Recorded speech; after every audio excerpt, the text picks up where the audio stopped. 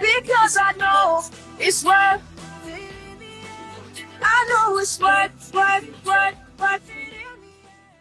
Good morning, good afternoon, good evening, whatever time you're listening to this podcast. And if you're like me and driving while listening, please drive safe. So today we have an amazing guest, and we'll be collabing with her on this podcast episode, Loki from Keep It Loki. Hi, do you want to tell us about your podcast and yourself? Yeah, so I have started a podcast about a few months ago, basically talking about some Islamic concepts that are very new to teenagers and the youth that are based in Maine, and I wanted to reach out to a broader community using social media and maybe talking about things that aren't usually taught within our culture or families. So yeah, that's me. Mashallah. And I have my co-host here, Fatima. Hello, everyone. I guess my name is Noor. If you haven't listened to the first or the second episode, go listen to that. And that's where my introduction is. Yes. And we have two amazing guests. Do you guys want to introduce yourselves? Hi, I'm Sunday Maker. I'm a friend of everyone here. Hello, Sunday. My name is Elizabeth. I am super happy to be here once again. Also, you told me before not to move my hands, and the first thing that I did was move my hands, so I know this camera is catching every single thing that I'm doing. Yeah. It's okay. Yeah. And per usual, we have Mohammed Amin. If you're watching the video, you can hear him, but you can't see him. Hi, Mohammed. Hi, everyone. How are you? How's your Eid? Great. My Eid was good. We actually had our Generational Noor event yesterday. I wish I was there. I wish you were there too. But it was fun.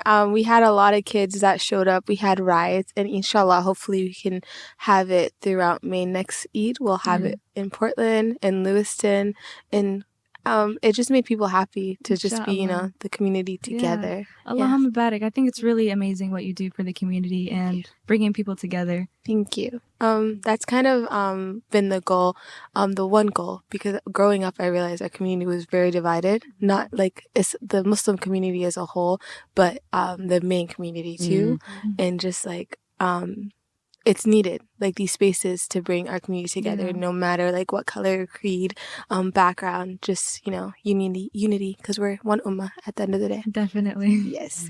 How was everybody's Eid and their weekend? You can go first. Okay. My Eid was pretty good. I spent most of the day with family and then went to the Gen Noor event. Amazing events. The kids were so happy. It was amazing to see their little faces, their little smiles, mashallah. So I don't celebrate Eid, but my Friday was pretty good.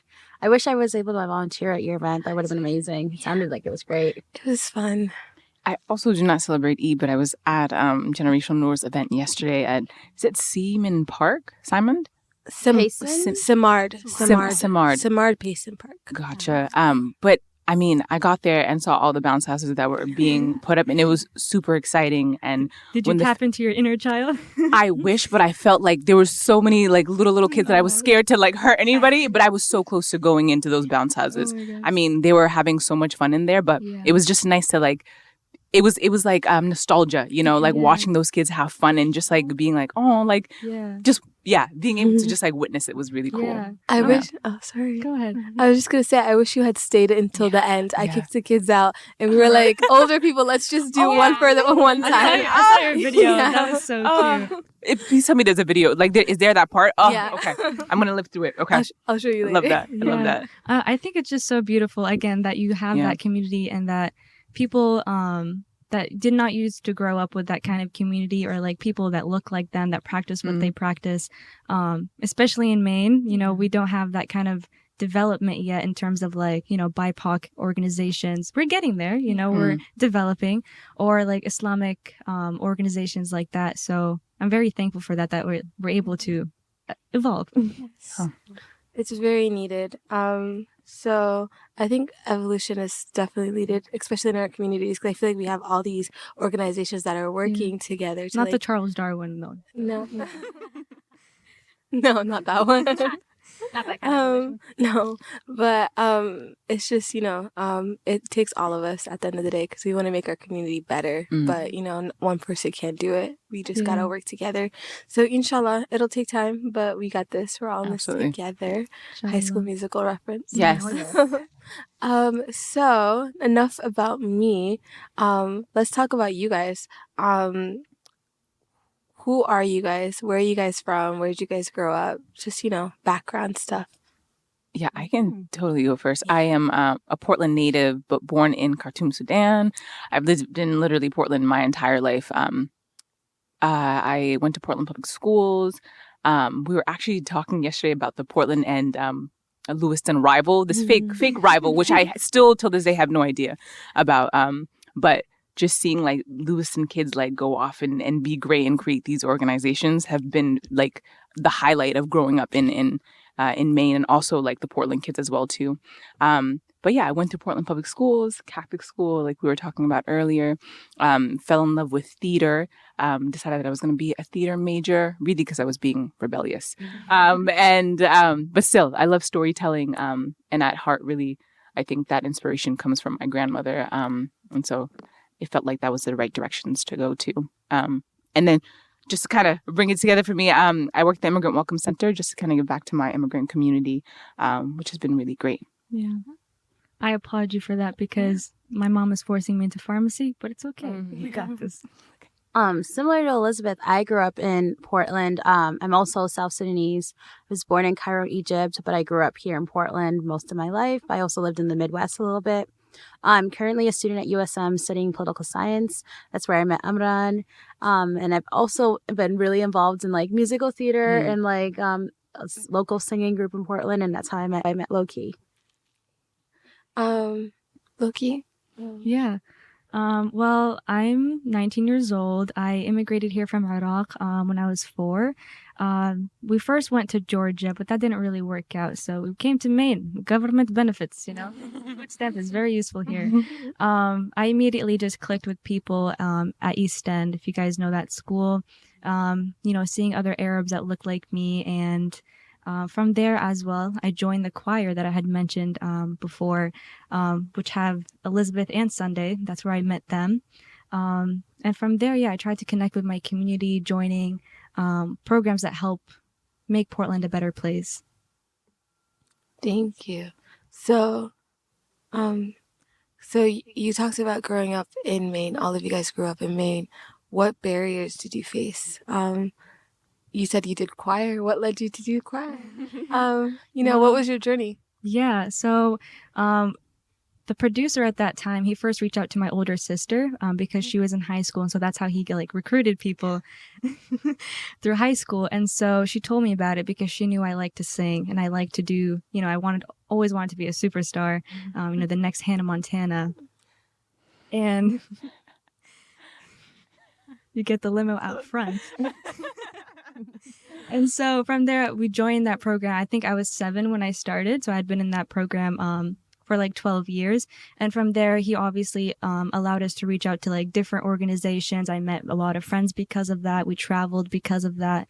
And so that got me to be more confident with like public speaking, as well as my high school. You guys know, I'm not going to expose that right now. And so that's how I got into it. And I think that was a really huge part of me. Like representing people of color, hijabis. Well, I wasn't hijabi at the time, but Muslims in general. That was my favorite way to represent myself because I was on a stage in front of people that I've never seen, girls that look like us, immigrated from here. Some of them did not immigrate, but we were still people of color living in Maine, living in America, being American. So I love that we like traveled upstate sometimes, like to churches where, like I said, they've never seen us before. And they loved it. And I think that was a huge part of like who I am and like how I've been molded into the person that I am. And so, yeah, I'm thankful for the experiences always. Alhamdulillah. That is not a part of me anymore, as you guys know. Well, as people of Keep It Low Key know, I departed from that because of the music, but I still like to support, as you say, like the immigrant community because I am myself an immigrant, and to support, for example, generational Noor and people that, like I said, represent the same things that choir did, but just in a way that aligns more with my beliefs. That's a really important thing for me. Can you just repeat the question? Yeah. So growing up, you guys all grew up in Maine. What were any barriers that you faced, or like anything? Like, how was it growing up in Maine as like a Black woman? You know? I think for me, there were so many barriers. I feel grateful that I grew up in Maine and being surrounded by so many other immigrants. So not feeling alone per se, because everyone else had a similar upbringing or like we're going through the same struggles. One of the things that I think was really big was learning to like express myself and express my Sudanese identity. Because when you grow up in a state like Maine, where mostly it's predominantly white and you're seen as the other, I think that was a really hard thing growing up, except like I said, having other immigrants around, like joining the singing group that we were in. I think what drew me to that was like everyone in that was an immigrant except for a few people. And the mission behind it or the goal was to like, you know, help bring awareness to us. Yeah. And I really enjoyed that. Yeah, I definitely can resonate with that experience. I felt like I was the only one in rooms most of the time. And I played basketball growing up as baller. Thank you. Alongside being in Jacinto as well too. But I think definitely the feeling of finding my own identity was always in the air for me. Just like a basketball would. I think a lot of the teams that I was playing on mostly did not have, you know, girls that looked like me. And so I very much wanted to act like them and be accepted and like wanted to be the girl who had like the boyfriend and whatnot. But like folks weren't checking for me like that. And I realized that too when I was in my home, like it was very much like Sudanese. Like my grandmother did not speak English. She was like, leave that Americanness outside. We don't even here. Exactly. So it was just kind of trying to balance both of those things. That was a bit of a struggle for sure. But I think as I grow up and am around a lot of people that look like me and align with my values, I definitely feel like I'm coming more into the person that I want to be. Yeah. Yeah. So also like growing up in Maine and the barriers, there wasn't a lot of representation. So how do you think the lack of representation affected you also? Like, especially growing up, you wanted to be Hannah Montana. There's nobody else that you could like look up to, especially on media, socials, until Malala came out. Yeah. And how long ago was that? That was like like 4 years ago, something like that. And like when you look at media, like shows where we see hijabis, they're always taking it off to be like to fit in. There's no woman of color in these spaces to look up to. So like, how did that affect you? I think it affected me in like many ways. Like one thing that I felt probably was the confusion, because it's like, wait, can girls like me be like this? Like, I guess for me personally growing up, I was like, oh, I want to be a lawyer. I want to go to law school. I want to do all this. Still want to, but we'll figure that out. But I think one of the things is like, also like my parents didn't go to college. So like the lack of representation has really affected me going to school, because I'm like the first one in my family to like figure out, okay, how do you fill out your FAFSA? Like, what is FAFSA? Like, how do I do this? And I had to figure that out myself. Unlike some of us here, I actually was in the Midwest for high school. And I feel like in Maine, there was a lot more support in the sense for first gens or immigrants. And when I moved to a small town in the Midwest, I was like literally on my own. So it was like, can I even go to college? Should I go to college? And that's what kind of brought me back here, because I was like, oh, I had a lot of support here, so I'm going to come back here. So I would say, even though there wasn't a lot of representation in like Sudanese women who also like, I mean, in Maine, because I know there's other places where there are Sudanese people who are professional lawyers and all this. I feel like here there was resources. Definitely. I think that's really important, because like Maine is really good about accepting like asylum seekers. And although that's really amazing, a lot of people have like, there's backlash because of that. It's like there's so many people coming and they're taking resources, and it's really frustrating. Yeah. I definitely would say not feeling like I have a voice in rooms that I was in really affected me. And I think still till this day, sometimes I find myself struggling to speak up for myself, but I'm learning to do so. I think I recognize that traditionally, like Sudanese women who I've like grown up looking at don't necessarily speak up when things, you know, happen, or like maybe something bad happened to them or their kids, in fear that, you know, they could maybe lose housing, resources, or whatever it is, really protecting themselves and their children. And so I just kind of take what it's given to me and don't really know how to be like, hey, I don't want that, or I would like something else. But I'm realizing that it's and continue to realize that it's okay for me to speak up if something, you know, is bothering me, you know, racial aggression, microaggressions, whatever it is.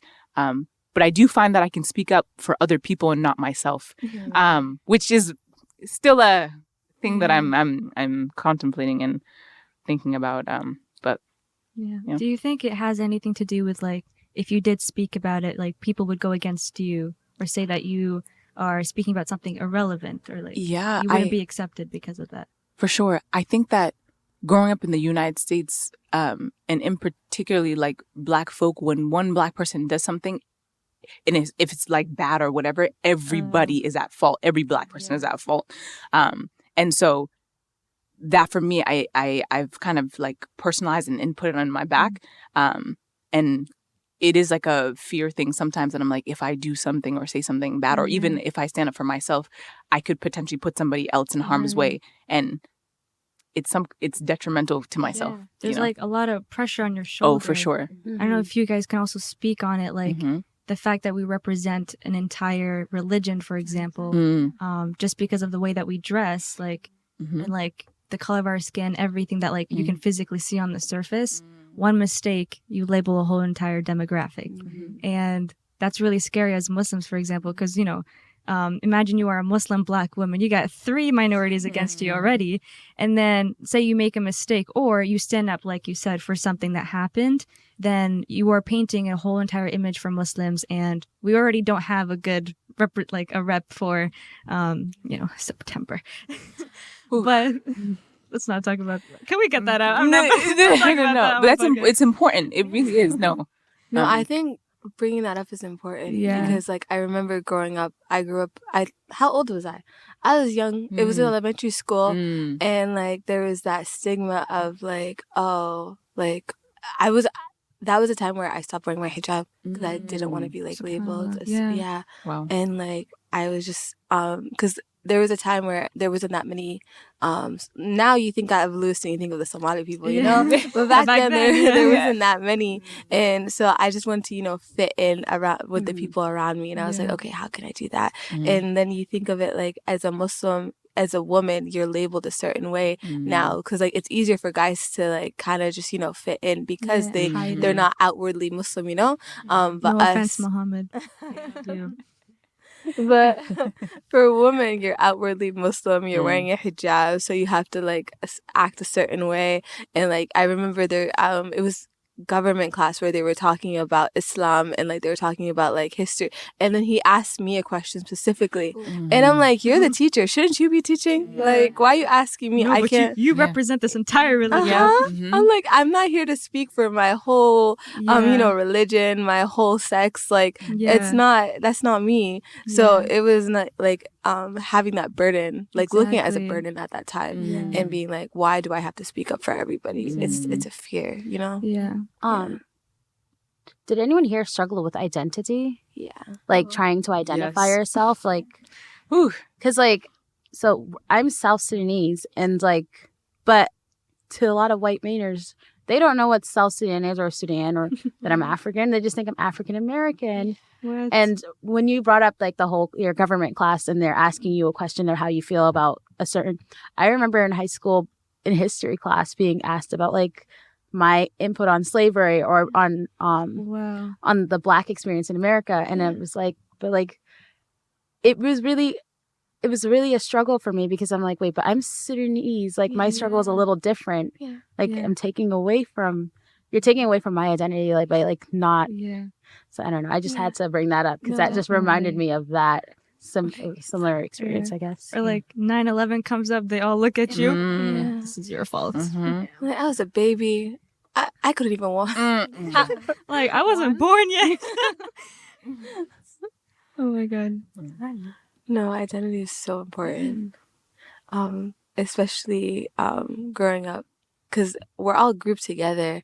Because looking at this table, we're all from different, like, we're different. Like we're like, but everybody is African, you know.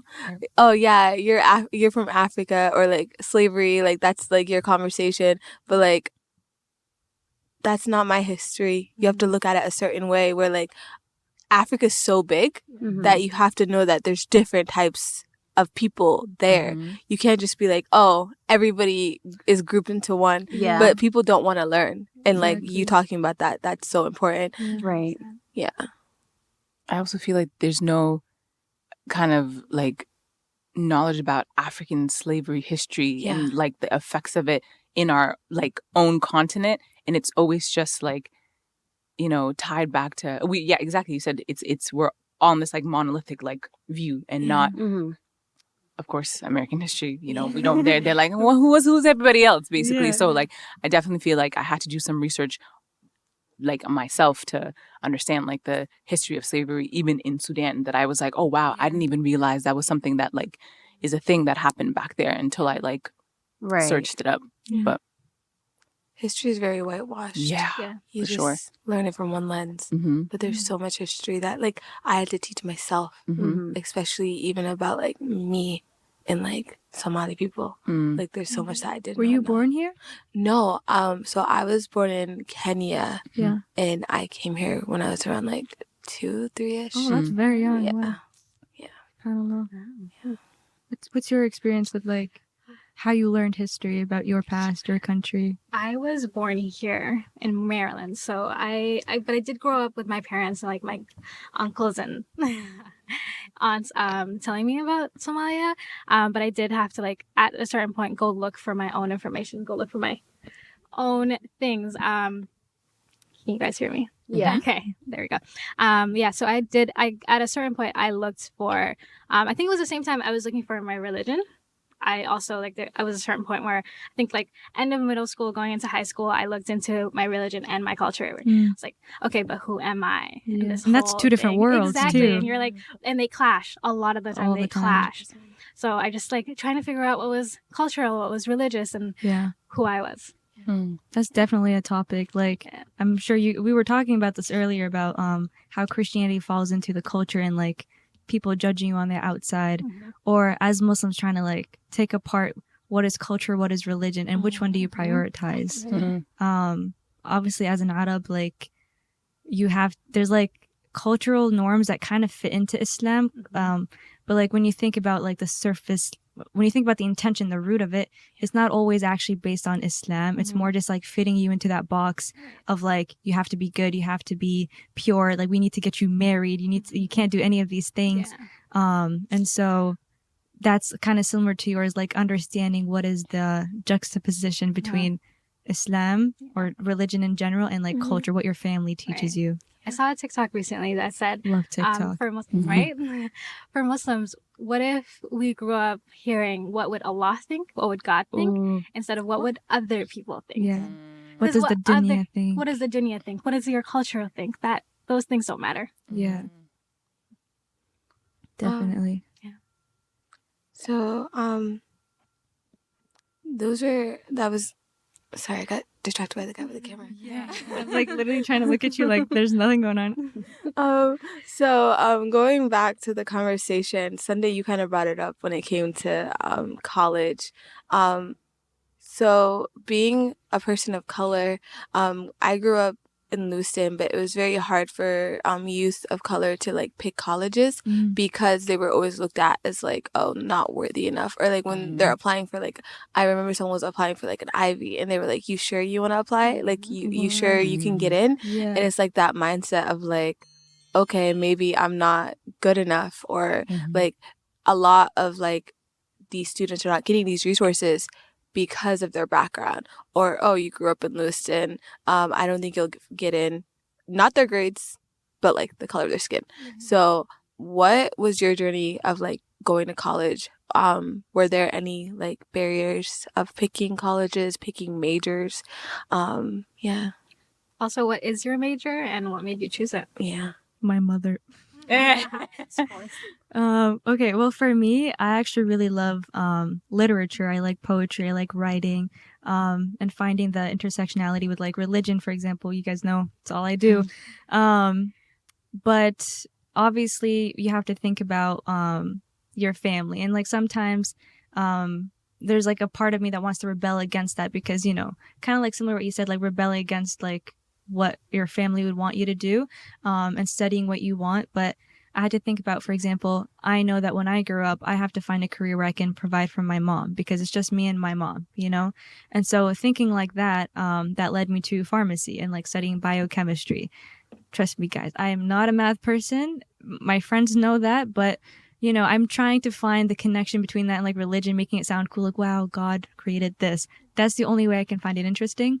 But when I applied for college, this is my first year of college, but when I was in high school, alhamdulillah, I was in a school where they tried as much as possible to get people of color or people that were immigrants to apply for scholarships. And like, you know, they're trying their hardest, but we have to think about the other side, the people that are actually accepting the applications. And so you have to make your application look exquisite, amazing, as best as possible because you're fighting twice as hard, maybe like 3 times as hard.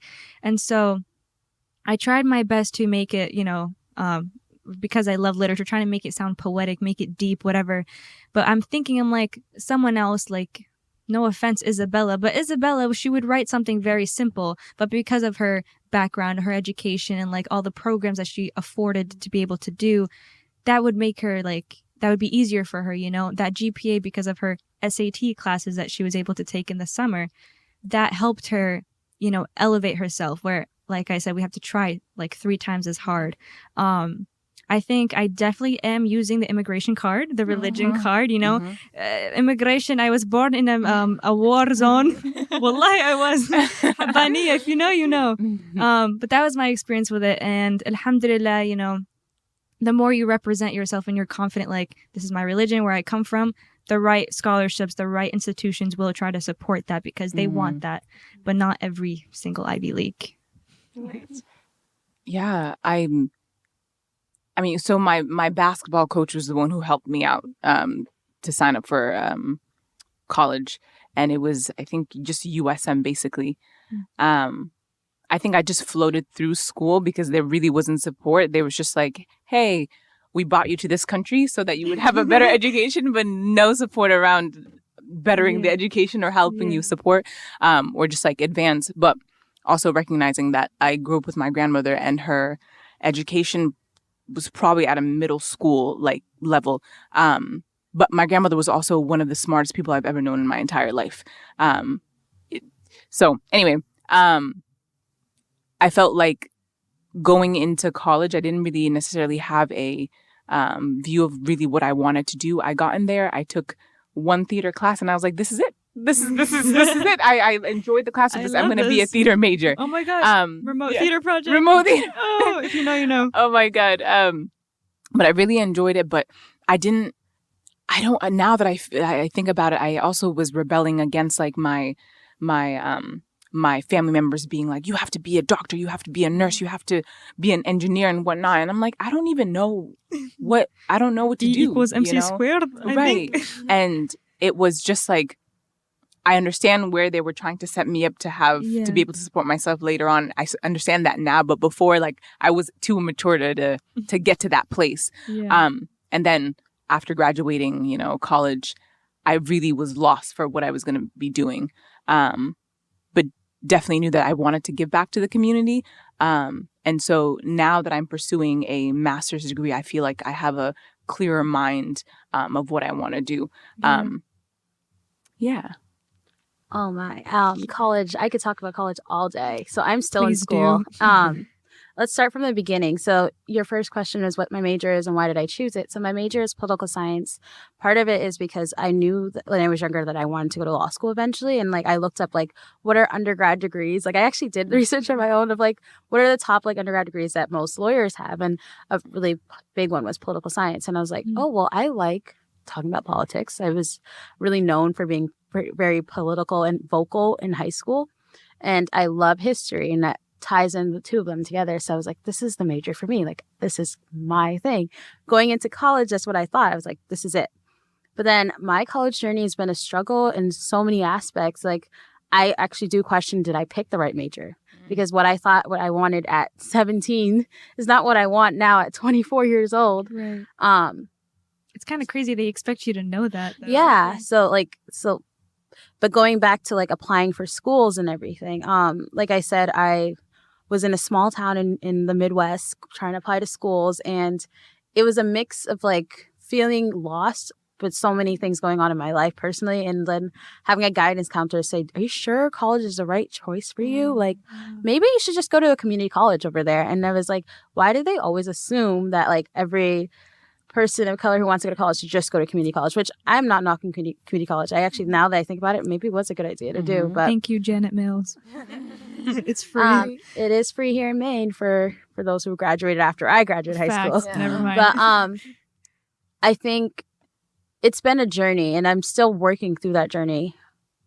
What was that? Oh yeah, I'm still working through that journey. I think if I could go back in time, and any advice I would give anybody who's a first gen trying to figure out what they're doing is maybe go in undecided, and maybe that's okay.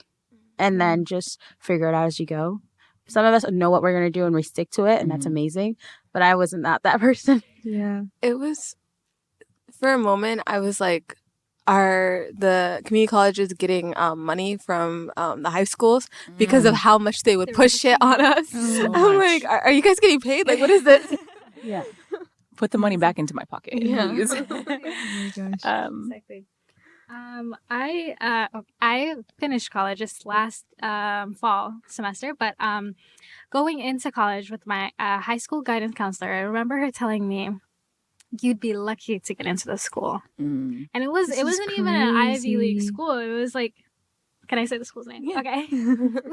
I think it was either Bates or Bowdoin. I'm like, I got into both. Yeah. I didn't Mashallah. go, but I was But you like, got come in. on. Yeah. Like I got into both. Yeah. And I think the school I ended up going to, I went to St. Joseph's College, Catholic school. I think I went to that school. Like now looking back at it, I did transfer to USM, but I think I originally went just to tell people that, you know, I can. Yeah. Like to show that I could go to the school. To a What a private power school. move. Yeah, I didn't like it, but I ended up transferring. Exactly. But I just show that I could do it. But yeah. Yeah. I think that is something that happened a lot in like our schools, where so many youth of color wanted to go to Ivies, or they wanted to, but like what was stopping them? These people that were in these positions that were supposed to guide them to the right direction, but just because of like, you know, their skin color, it was like, oh, you should go to community college, or you should do this. And it's like, but why aren't you giving me the same opportunities as my peers? You should be telling me shoot for the stars Uh-huh. because you belong up there. Yeah. But they were just like, no. Stay in your place. It's I like, actually have a question for all of us. Like, we all are either in school or finished school.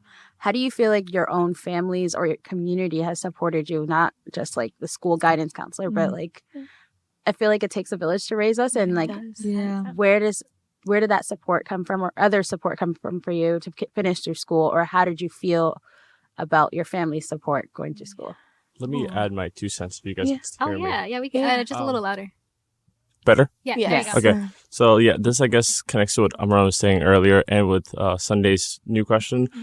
It wasn't only like admin; it was also like, I guess people from like immigrant communities have like responsibilities where they can't leave out of state. They have a lot of like supporting their family with like financially paying the rent, helping siblings.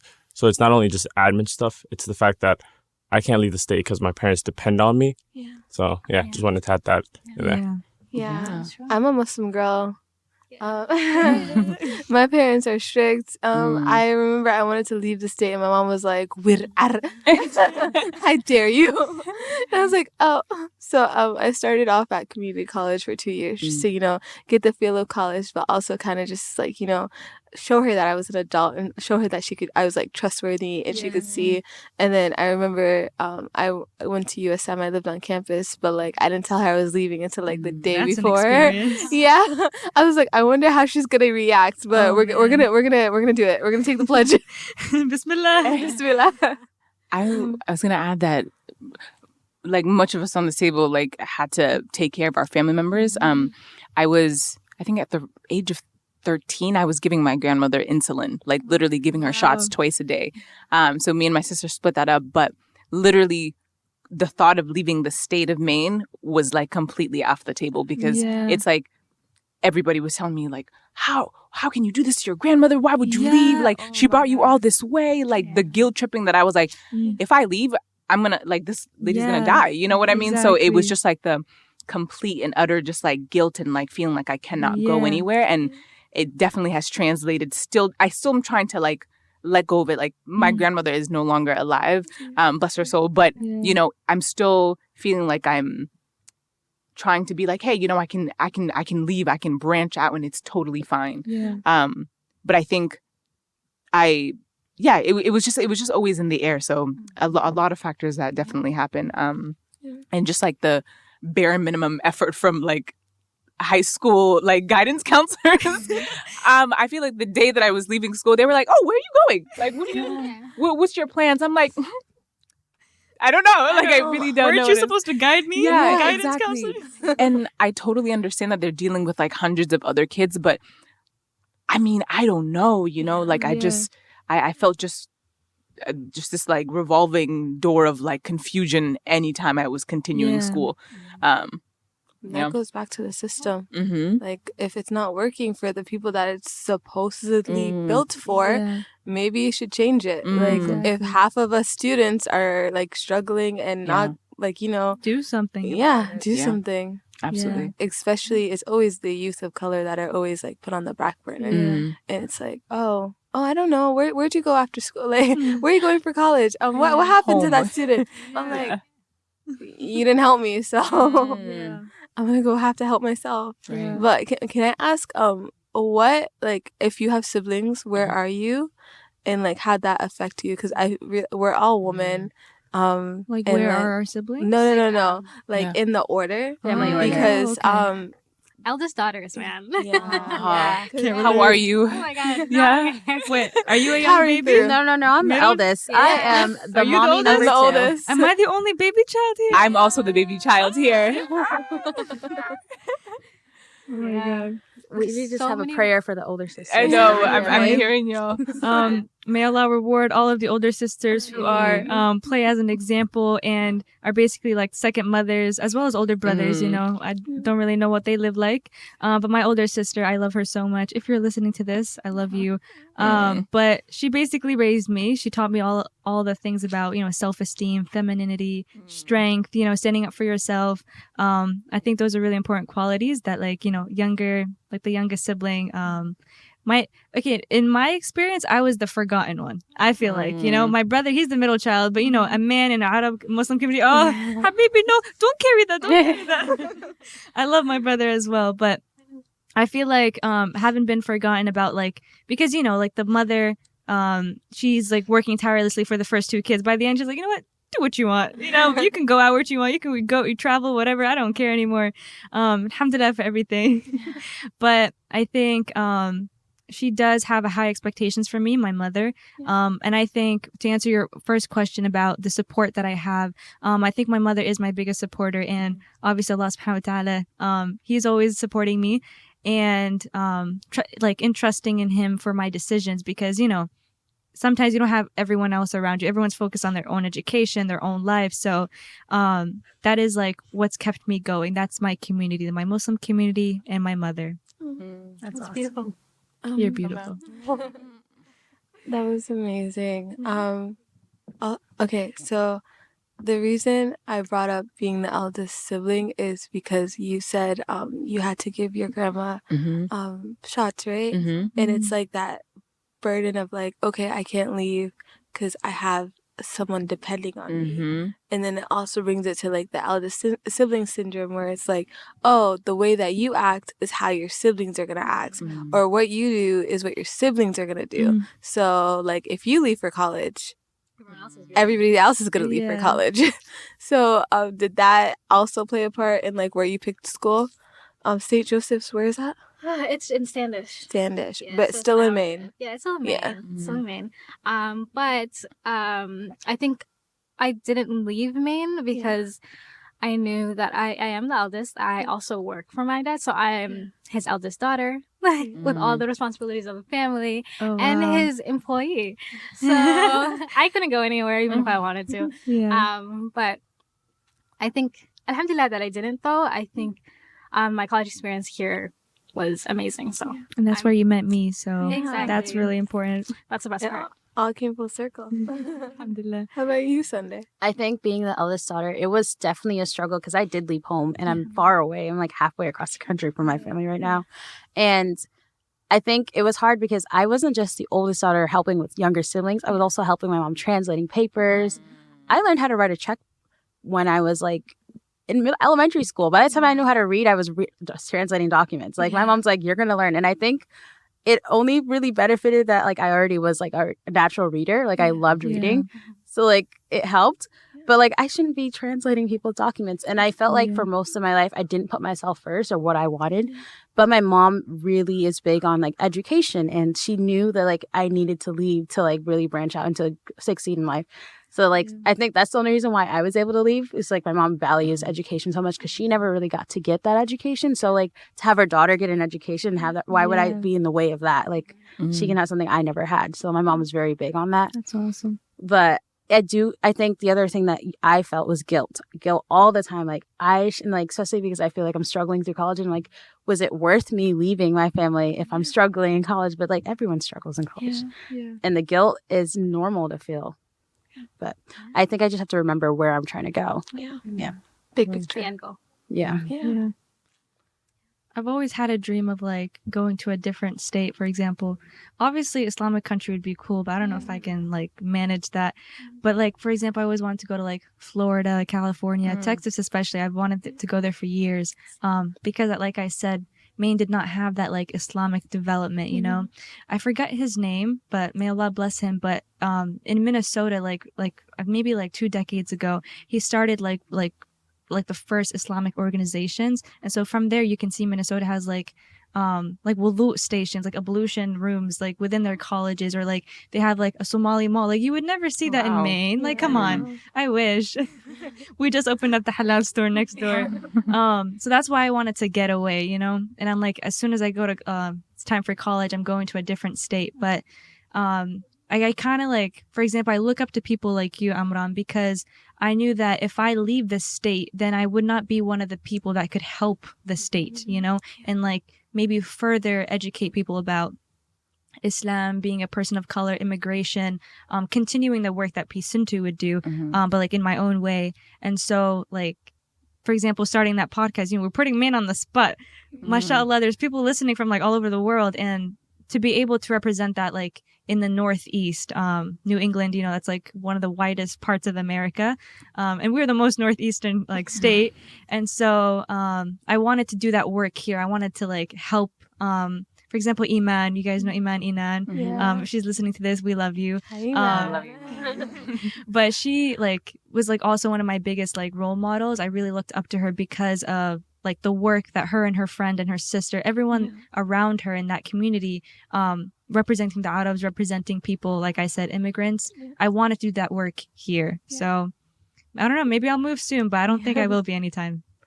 Also have a dream of building a mosque here. I have to. We cannot just be 3 in the same city. Yes. Come on. You guys want one in a different, you guys already have one in Lewiston. Yeah, we have 2. 2 in Lewiston. I've heard there's one in Augusta apparently. Really? Oh, that's like, yeah, I've heard that one too. Because like, you know, the capital. Yeah. Imagine an Iraqi mosque.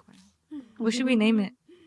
Mosque Loki. The Loki Mosque. The Loki Mosque. The Loki. And like we make it like a Ooh. camouflage. Yeah.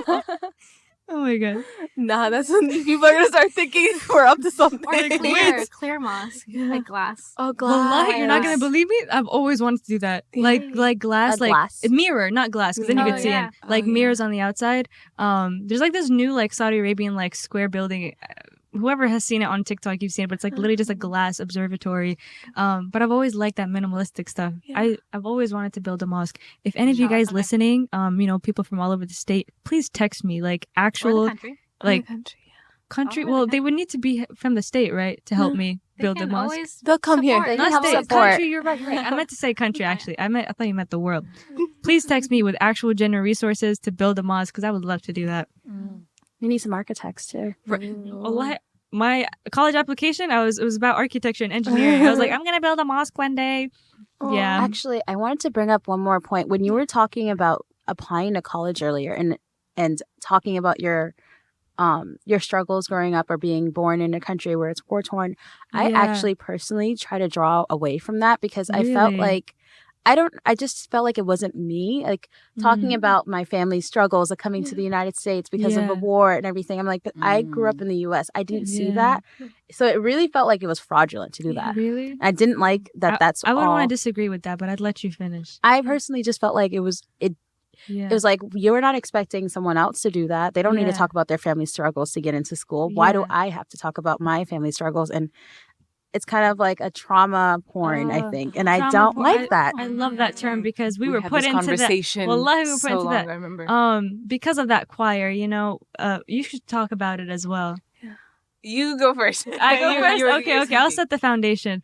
So the reason I would disagree with you is because although, like for example, I moved here when I was 4, I didn't see like any like actual people dying or anything like that. I heard stories. My mom would tell me stories because she worked in the army herself. That's why we are here in the first place.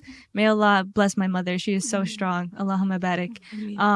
If it wasn't for her, I could be dead somewhere. Allah's plan is very is bigger than I can ever imagine. I could say if and should and could, but I would not get anywhere because this is the way that it happened. But we came here, and I would disagree because although you weren't experiencing that, it still trickles into your family, Yeah. And so the way your family treats you is because of what they've been through. And so how they raise you, it's still in you. All that war torn because of like what the alliance, France, British, America, whatever, them like destroying our countries, ruining the beauty, taking everything apart, all the legal systems that were already in place. That impacts us to this day, we're in a country where they ruined our country, so we are here. We immigrated because of you guys. You guys being just that that American government, The Western world. the Western world invading, that invasion itself.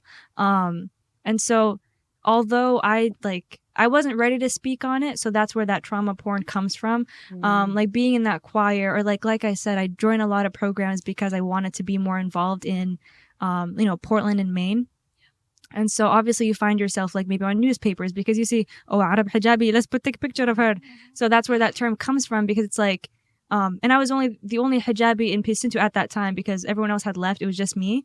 And so I would he would get me interviews, and as a high schooler, I'm like, oh my God, this is so cool. I'm going to be on the news. And then I get to the interview. It was a live podcast actually. We were calling someone from Nevada. Okay. So it's live. Everyone is listening to it, Yeah. And so I'm talking about my experience in America, because as you said, I did not see the bombs. I did not see any of those people dying. And, alhamdulillah for being in a safe country like this, because, I can't imagine being in a underdeveloped country where I wouldn't know what's going to happen to me tomorrow. I'm hearing sounds. I don't know where it's coming from. Is it fireworks or gunshots? I would never know. I don't live in that world. And America obviously still has its struggles and problems, but so I'm talking about America and Islamophobia, whatever. And so then the interviewer, I don't know him, by the way, he's like, okay, can you tell us about how your father got kidnapped? I look at him, I'm like, how do you know about that? I learned about this only last year. How do you know about this? And so one person to another, the producer knew my mom, obviously, so they would share stories between one another. And so obviously he knew about my history, right? But to be put on the spot like that, and I was like, so this is why I'm here. Yeah. That trauma porn, to put me as a label. I'm like, I don't represent that. As you said, I represent the Islamophobia that I have to go through, the PTSD that my family has to overcome. That's what I represent. So to be force fed this story about yourself that you have to talk about, that's not me, you know? And so I kept pushing, no, I'm here dealing with Islamophobia. This is what I go through. This is like, you know, being Arab and whatever. So I want to have that connection with my nationality and like the war that happened there. But as much as I want to try, I didn't experience it and I can't speak on it as much as I want to. All I can say is like, for example, the Islamic history or like what my mom has gone through, but that's it. It stops there. So yeah, that's my take on the trauma port. That word is kind of... But truly though, I totally remember us speaking about this too. And I too came here when I was 2 years old. So I cannot speak on the experiences like my grandmother or my other family members who remember like have had. But it's just like this like romanticizing of like these like oh, we went through the jungle or sometimes made up stories, you know, that was just like astronomical, you know, and bombastic I still, you know, till this day there are moments when I'm in, you know, the choir and something is said and everybody on the stage is just like we're like let's visceral like response of like what is this, this is not what us. is this narrative or what is this story that's being said. And after, you know, we all kind of like sit and like decompress and have that conversation about, hey, you know, can we tell our own stories from our own mouths, like this is why we're here, you know. But at the same time like realizing that maybe they don't want to hear that like the actual they don't want to hear the actual story because like not all of our experiences are monolithic, you know, and so they don't want to hear like that's not sad enough, that's not gonna raise enough money. United Nations, I've talked about United Nations on my podcast before. Keep it low-key knows. So for me, like I love singing is the reason why I joined that group. You know, I love the community that was built in that group, you know. And when I go back till this day, like the children that are there, you know, that's I like what it should have been about. 100%, you know. Like I met you when I was in, I just remember you being this like really like free child. And I'm like, this is the group that I came into. And like I love and wanting to tell the stories from this point of view, you know. Not to say that we leave like the bad stories out, but it's like there's so much more to us than those stories. So much more. So like our excellence, you know, Black excellence, Muslim excellence. Absolutely. Why don't we talk about that? Why do we talk only about the trauma? That's one thing I realized that like when you said like the news and stuff, they always run like stories about like, oh, someone so and so did this or they did this, and it's always like the trauma and like those narratives. But when it's like Black excellency, Muslim excellency, it's rare to find. They don't want to hear it. Maine has been kind of better on it. Definitely. I'm so grateful for that. Yeah. But like if you look at like other states, it's very hard. Like remember you said earlier, they're so quick, like if one person of color does something really bad, that's everywhere. Everyone knows about it. But like rarely do you find people, like I said, that excellence, like people elevating in life and dominating like in that field. It's like, how do I say in English? Nadran, yani you rarely see that unless you're in a very like, you know, accepting city like Portland, for example. You go just a few miles north, completely different story. Or south. Or south. Exactly. Can you get more southern than this? Yes. Rockland. That's a different one. Rockland's north. What? Oh. But isn't it near the rocks, like near the coast? Yeah, but you're going up north a little. Guys, Up geography is not my thing. It's okay. I'm directionally Sorry. challenged. Oh my god. You know, southern Maine, South Portland. We just got Downtown. Back to. So we kind of touched on resources in high school. What do you guys think? Do you guys think that we have the same tools as our white peers? I know this is a no already. With academic support in college, so like, what's your college experience? And do you guys feel like you guys had the same opportunities as your white peers? I know it's a no, but like, no, but why? For sure.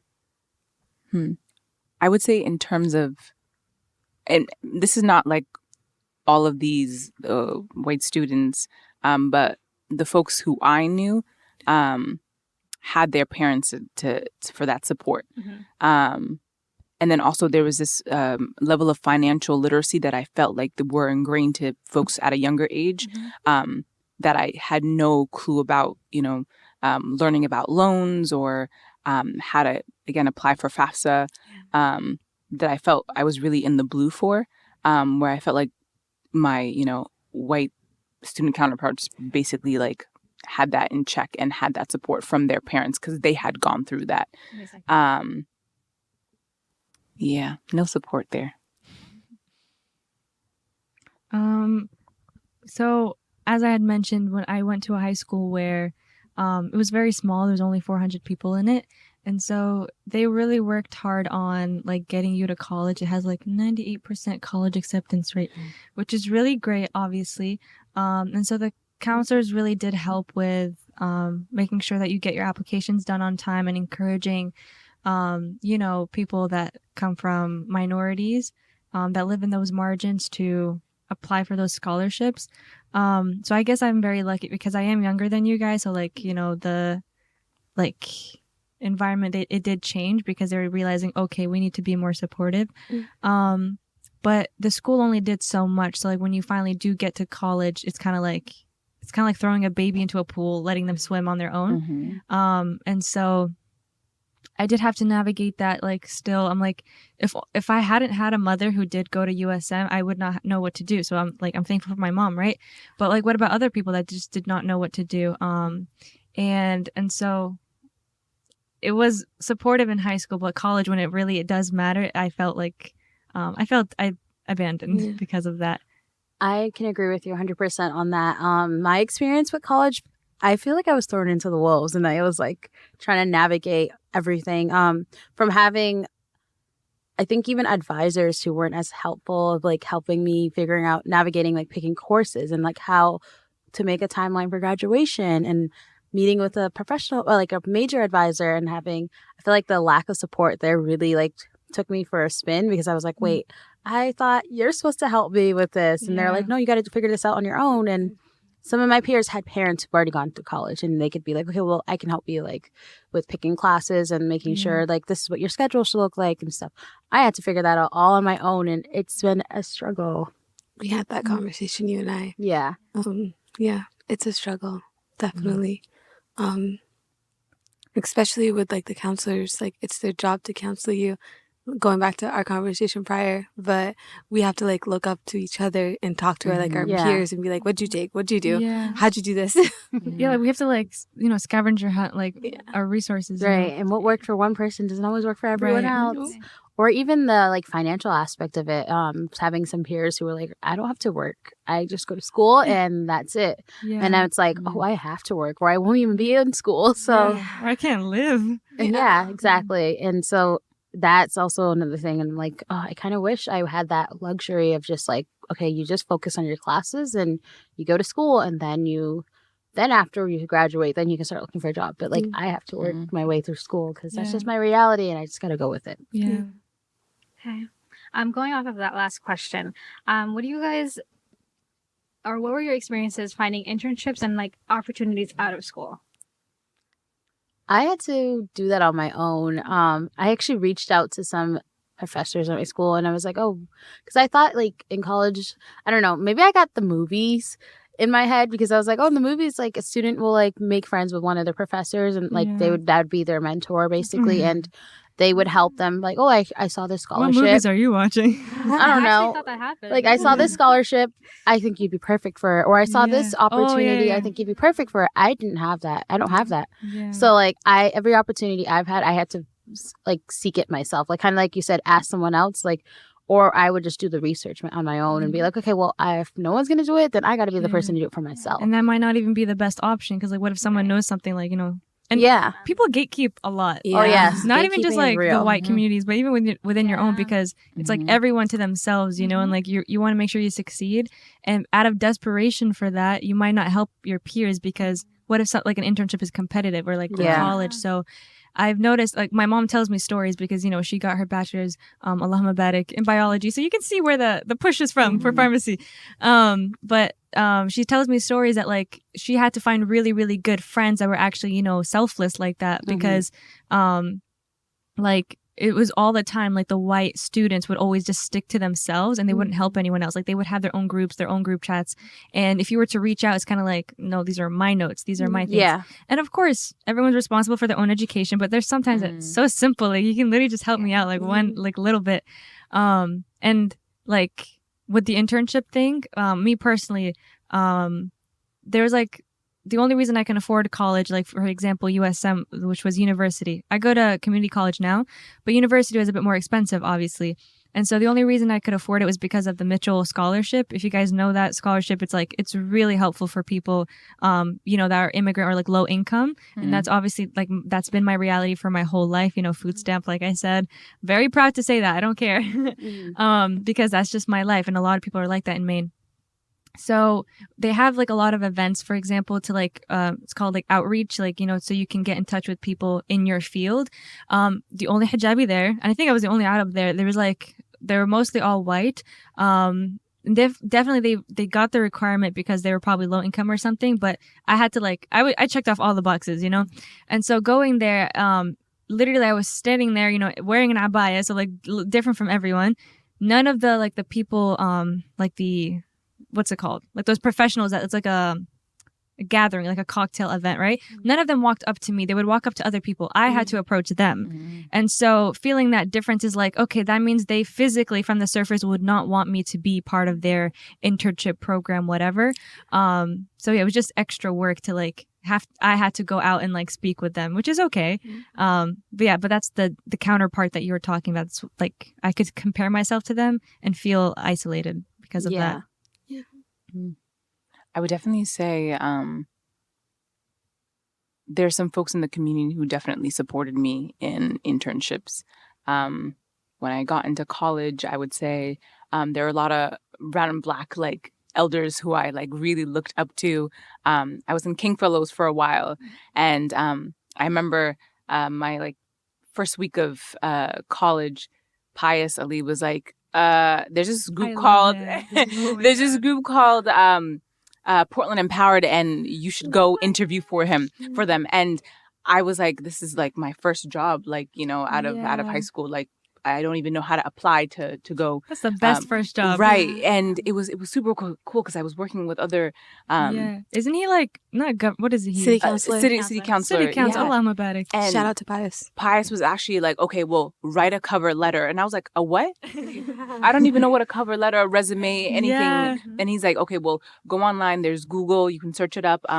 Really talk about in your cover letter why you would be a good fit for this job and why it's, you know, inspires you to want to. He wants you there, but he's training you. Yeah, for sure. And Pius had been on my butt since I was like a freshman in high school. So he was always like, what are you doing? Where are you going? You know? And so there was a lot of like community members like him, you know, Rachel Tubbett Ross as well too. She was connected to King Fellows as well, literally ran the group. And was just like this like strong like black woman that I was like, I want to be like her.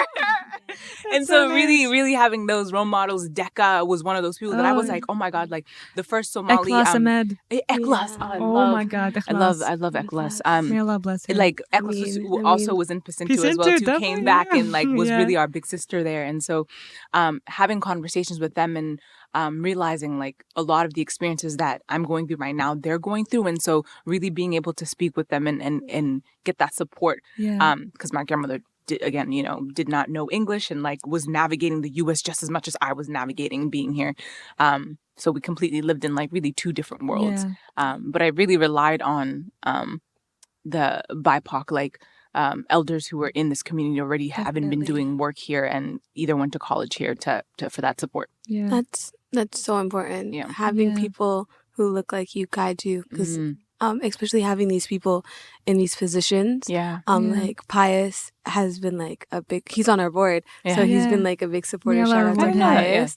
But he's been like very like having those people guide you to where you are because like it's harder when they don't look like you and they don't know your experiences, right? And they're very much like, oh, you can do it. Go out. But like, how exactly can I do it? What can I do? Like, what is this path that I'm going to take? You need, especially being younger and like trying to like get somewhere, you need someone who's going to like at least hold your hand for at least least 2 steps before they let you go, because a baby's not gonna walk by themselves. Like, so shout out to Portland, Portland Empowered, Yes. and shout out to what was it? Everybody in all the Portland. folks, honestly. Yeah, all the BIPOC Can people we all who the talk are about helping Portland us. squash community? Portland Yeah. community squash. Yeah. Oh my gosh, I love them. Why do I call them the Portland Squash Center? It's not a center. No. It's Portland Portland Community Is it a Squash. center Yeah. for the city Well, of I don't know. Portland? And the guy who owns it, Barrett. shout my out to God. Barrett. Shout out I to think we're Barrett. just doing shout outs Shout out today. today. Shout out to everybody. No, but seriously, shout out to them. Yeah, they're he's such great amazing. people. As like someone who's not in like our community, Yeah. he's a white man. So Yeah. normally you'd be like, run away, because but he's actually there for the community Yeah. and building these spaces. Definitely. And he let us use the space multiple times. Like so he's many times, amazing. for the generational Noor events. Yeah. And obviously, I was a squash player. My podcast Yeah. know that I Yes. love squash. Not the best, but that's just something I do for my pastime. okay. You were teaching me. You are the best. I'm You good, are the right? best in my eye. Listen. Thank you. And so I did that in high school, right? And so I still am connected with them because, like you said, he does a lot of outreach for like communities like that, trying to bring people together. That's why it's called Portland Community Squash. Like everyone's involved. And like even Alari, he's a Muslim black man working at the front. Like that is such amazing representation, and I love him for that. Alari's amazing. Yeah. And so they even like ask the kids there for input because there's a lot of Somali and Arab kids that go there. That's so important. And so they would ask us for input, like, what do you want to see in squash? So I like, for example, Generational Noor, like, and a lot of Portland Empowered, the Immigration Welcome Center, Yeah, Community shout out to Alliance. Reza. Oh, yeah, Shout out to oh my Reza. God, Reza is amazing. Allahumma barik. There's just so many amazing people in Yeah, Maine. so like, many people. come to Maine, guys. You're gonna find the nicest people here. But all of these programs, like they help like ask the community what they want. And so when they were asked, I was like, can we have a prayer room? And so they're like working on that, or like they have a what's it called? A yoga room anyway. Or like even if there's no room or space right now, like because of funding, like they allow that accommodation, And like you guys know what a shatafa is? Shatafa? No. So it's like the thing that you use, to wash up after the bathroom. Because, culturally, not even Islamically, culturally, we use that to clean up. And so I was like, can we have that? Because obviously there's many Muslim people here and people of color, like we use this a lot. And so they were accommodating to that, obviously. And so like any tiny thing that you want to implement, squash is really good at that. And I just hope like more communities, like organizations can be like that. I just love that so much. That's one thing, like when I was starting Gen Noor, that was like the precedent of doing the work that I'm doing, making sure that community input was there, because like You're very good at that. If you're trying to help the community and you're trying to like help them in a way that's gonna benefit them, like actually ask the community. Ask their needs. Like, what do they want? What are they struggling with? Definitely. Because there's a lot of like these places that are like, oh, we're trying to help you. We're gonna do this and do this and do this, but it's just for publicity. Trauma porn. 100%. They will like build their organizations or like their foundations off your back, right? It's not genuine. Nope. Because at the end of the day, like, what are you doing for me? Exactly. Like, you're saying this is for me. How is it impacting me? Right. Because like if you're being like, oh, I want to help this community, then help them in a genuine way that's gonna actually help them get to know them, get to understand them, because that's so important. Because a lot of these people, like even like going back to politics, people running and they're like, oh, I'm here for the BIPOC community, but like, but the minute that they are in office, it's like who? Yeah, I'm like, oh, I don't remember saying that. Yeah, but when it's time to reelect, fake news. I will come into your community and act like I care about your. It's so. Shout out to everybody we just pinpointed, because they've been very like community focused, community driven, and honestly, I'll say I definitely look up to them, because that's like the goal. Because like if we're gonna change the community and be there, you got to understand what they're struggling with and how you're gonna help them. Yeah, those are like the rare gems that, like I said, I want to be here for and continue to grow, because I'm looking at other cities, looking at like, because of like my social media presence, I'm able to talk to people. So I'm seeing their lives, the way that they live, like especially Dallas, Texas, or like San Diego, or like a lot of cities in Florida, like I said, Minnesota. They have all these like programs that are like very adherent to them. And so like, alhamdulillah, Portland is getting there, and the more that we as a people like fight for that, advocate for that, it will continue to get there, Like USM, they're getting there with their like prayer room, MSA, whatever. They've been Inshallah, doing well. community college is going to have an MSA too. Watch it, guys. Inshallah, I'm going to do that because Inshallah. Yes. how do we not have one? But Yeah. anyway. CMCC has an MSA. I That's remember. amazing. Yeah, Lewiston doing Central their Maine. thing, man. Yeah, don't leave Lewiston out, guys. Lewiston is Never. thriving. We can't sleep. We can't sleep on Lewiston. Never. Yeah. Mm-mm.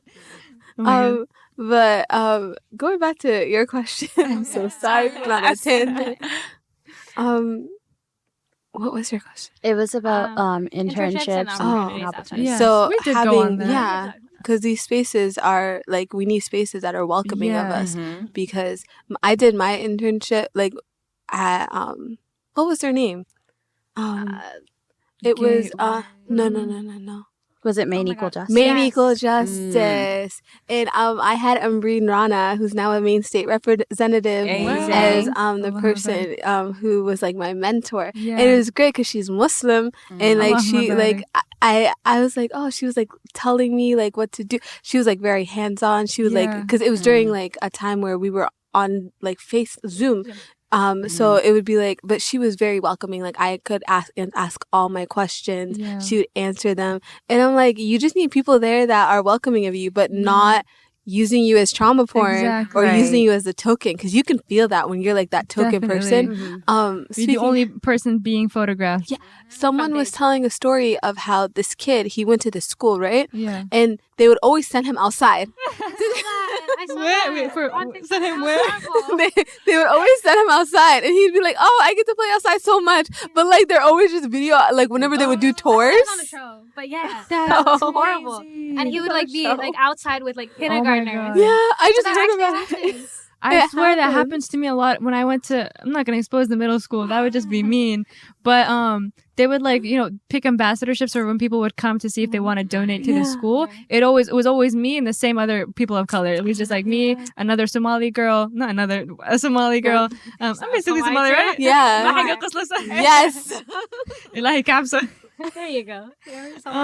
So them and then Honor. like another like people of color, but there was just same people just being tokenized, and like you would think the representation is being good, but like you want representation in the right places, not in movies where we're being the hijab is being taken off for no reason. Elite Netflix, but yeah, like in the right places. For example, her being a mentor to you, that I feel like that's really important. Yeah. It's very important because like we need these kids to be able to look up and be like, oh, I can do that. Yeah. There's someone that looks at me that's doing that. Like Mana Abdi, Deqa Dalak, Pius being a counselor. What was his name? Yusuf. Like you just need these people in these spaces because now you can look at them politically and be like, oh, okay, and like. It's not like, oh, I'm this or I'm this. No, I'm this and this. Yeah. I'm in politics and I'm Muslim. Yeah. I'm in politics, I'm Muslim, and I'm a woman. Slay. There's people who are like, oh, I'm going to take this role, but I'm going to leave my people behind because now I'm here. No, It's like, take it with you. If you're here for the people, be there for the people, you know? Yeah, represent We your like, people. because most of the time, like the people are the ones that got you here, you know? Exactly. So like, you can't just leave them at the door. You got to take them with you. Right. Yeah. Absolutely. Yeah. Is it okay to transition into the mental health? Yes. That's the Yes, next Yeah. question. So when you were speaking about like mentorship, being like obviously from immigrant community, are we all immigrants here? I'm not sure. We are. daughter of an Yeah, or children of immigrants as well. Like culturally, I don't think that mental health, obviously that's like a huge part of generational Noor is like advocating for that and making it a normal conversation, a normal dialogue. Like speaking of mental health is like unseen. It's not really real. It's not something that matters. Like you're sad, don't be sad. You can't breathe, just breathe. Like, and so Why are you depressed? why are you? You don't pray enough. Like Yeah, I think that that's one. so messed up. And so it's really important to have those like mentors, as you said. I'm grateful for the people.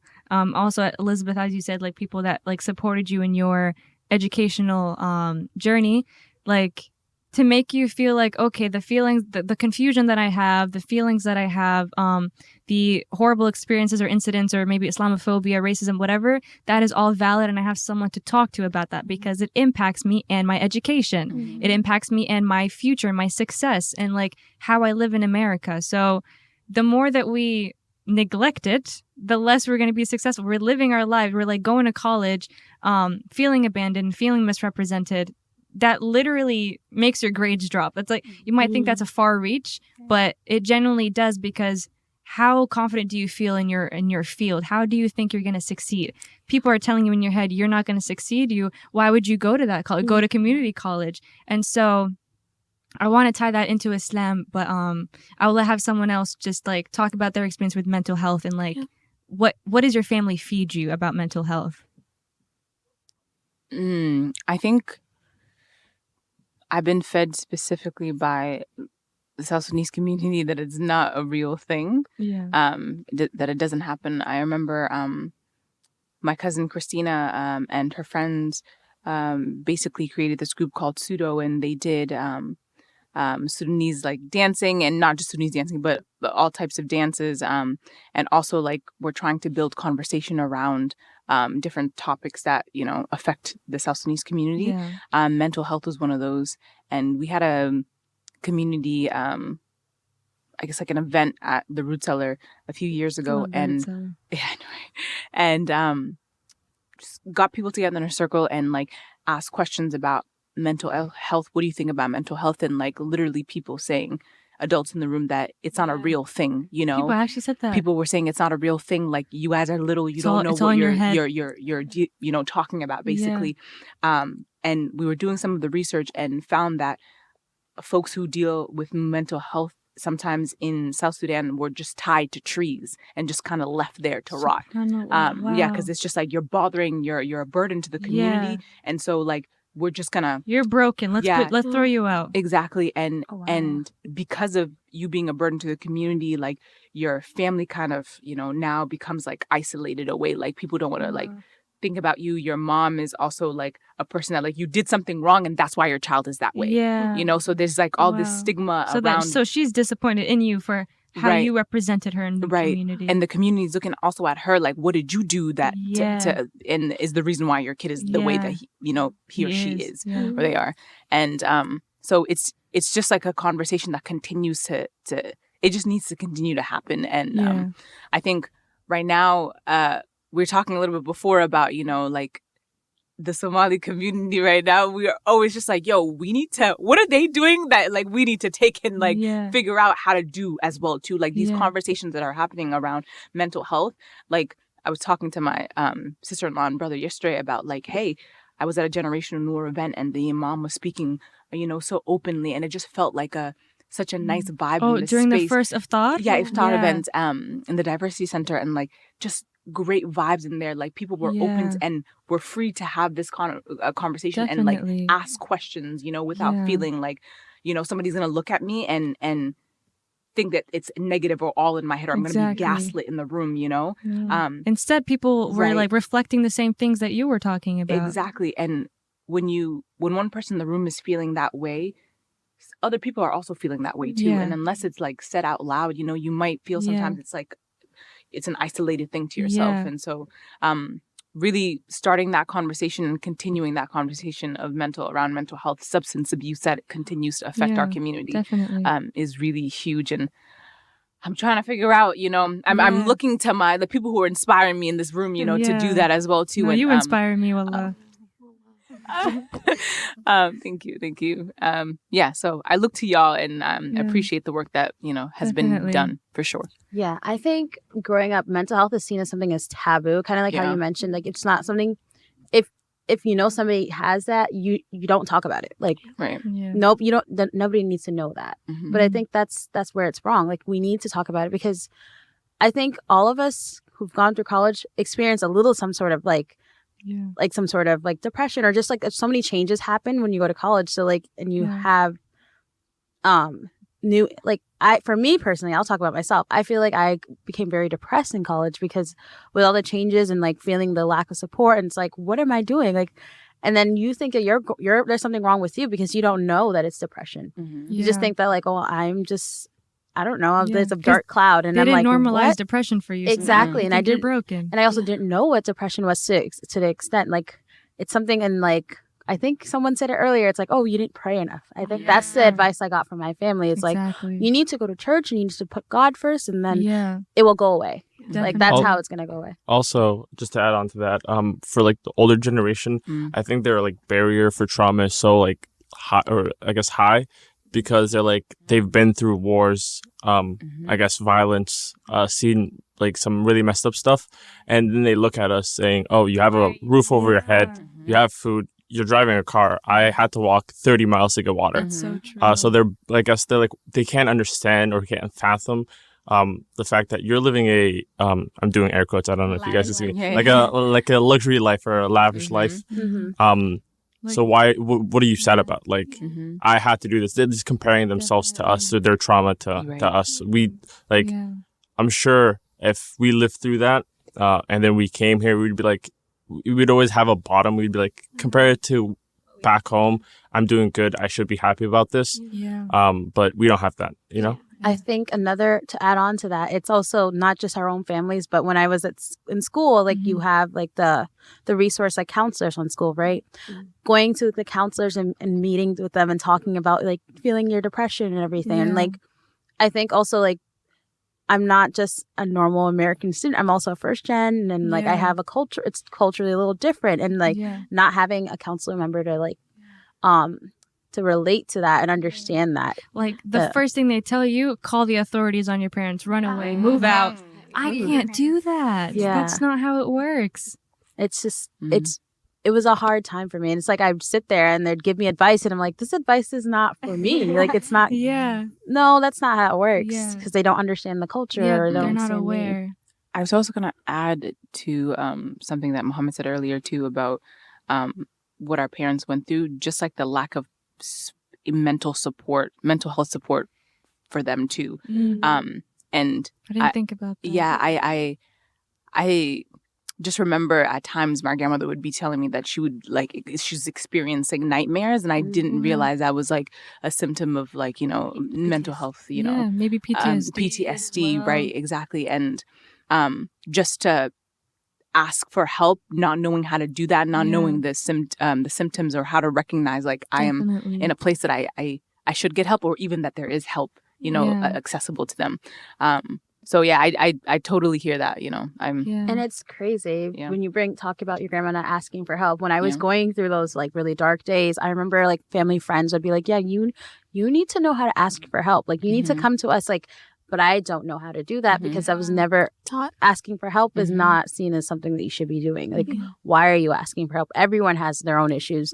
Nobody has time to like talk to you about that. My mom's favorite thing is go pray. I mean, okay, that's like a very controversial thing. Like, should we go pray or not? Like, is that the solution? Knowing me, obviously, like that would be like my number one thing to go to.